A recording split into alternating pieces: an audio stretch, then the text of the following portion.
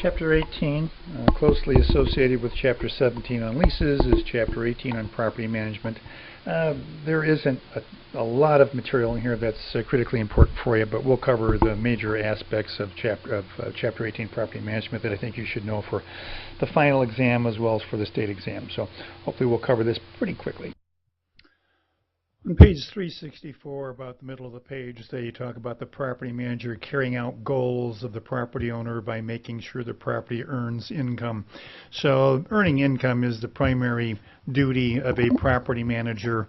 The number one goal of most investors and most owners of property is to earn net operating income. There are other duties that property managers do as a result of that goal of earning a property income, and that would include maintaining the owner's investment. In other words, maintaining and taking care of the property, marketing the property, and getting tenants. And once you get tenants, you have to negotiate leases with the tenants and take their security deposits and return them when their leases are over. And then, of course, collecting and accounting for rents and expenses. So there's going to be some reporting you're going to have to do, Mr. Property Manager, to your owner or your investor. But again, the primary duty of a property manager is to glean income for the investor or for the owner. Obviously, property manager must be licensed. Why? Because they collect rents, they negotiate leases, they solicit tenants for others, and therefore they need to have a managing broker's license, a sponsoring broker's license, or a broker's license, or if it's simply residential leasing that the property managers are involved in, they could have individuals licensed as a residential leasing agent, kind of a special, limited scope license. Suffice to say that if you're managing your own property as an owner, owners managing their own properties do not have to be licensed, nor do their regular employees. But you are now going into the real estate business, and you may be representing a number of owners in your property management business, and therefore you're going to need to have a license since you're doing this for others and not exclusively for one owner. And so those are some exceptions to licensing. Owners, they're employees of owners, and what are called resident managers working for a real estate company. These resident managers would be individuals that are living in these small 4-unit, 6-unit, 10-unit apartment buildings, and they're working for a real estate company, and they're probably getting maybe a reduction in rent, or maybe the real estate firm's paying them a little bit of a fee for monthly management duties. Those people actually can be resident managers and be unlicensed while they work for that real estate firm. But if they leave that and change their domicile of where they're living, they can no longer continue to be a resident manager.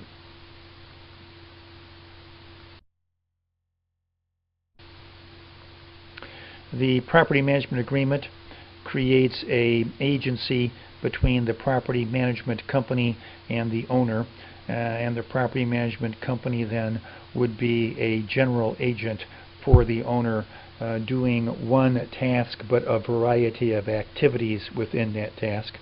Like all employment agreements, it must be in writing, must have a specific time period for broker employment, must outline the broker manager and the broker responsibilities, how they're going to get paid, how the property management company will get paid. It creates that general agency that we talked about.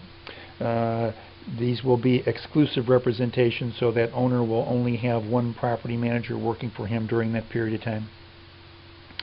We should have antitrust in that language, and we certainly should have fair housing language, making sure that our owners know that it's illegal to discriminate against those protected classes that we talked about in our earlier chapter on leases.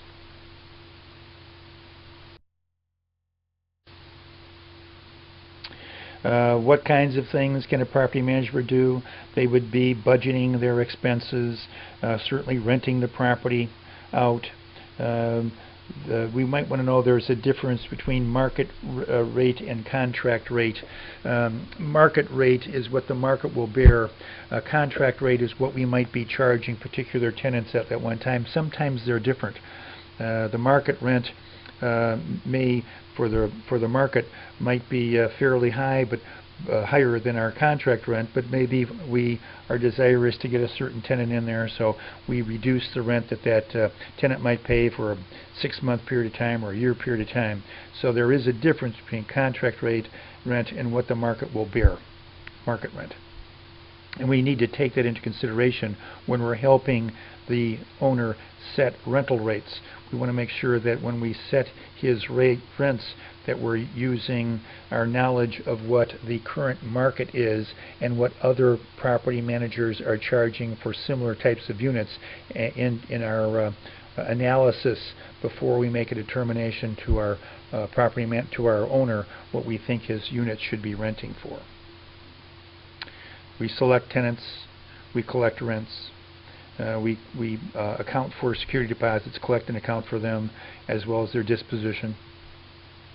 We will put those security deposits in our escrow accounts, these non-interest-bearing accounts, unless the agreement between the tenant and the property manager is that they go into escrow-bearing, interest-bearing accounts. In our escrow accounts that we hold our security deposits in as licensed property managers, holding our broker's license, our sponsoring broker's licenses, we can't commingle our own funds with escrow accounts. They should be in a federally insured depository. They must go in the next business day after receiving the security deposit. We have to account for them under strict accounting rules that we'll talk about. The accounting rules are saying that we must keep a ledger for each escrow account.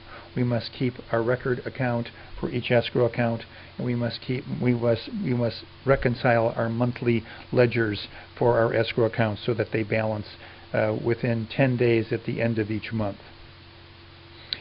Interest to the tenant should be in non-interest-bearing accounts unless there are 25 or more units, and we know that the interest goes to the tenants, and they should be in interest-bearing accounts to help us pay the interest to the tenants. So non-interest-bearing unless we're managing 25 or more units, which is going to compel us by state law to pay interest. We want to maintain good relationships with our tenants. We want to maintain the property in good condition. We must be concerned with environmental issues and Americans with Disability Act. As property managers, we're going to be, and our owners will be encumbered by, environmental disclosures as well as disability compliance.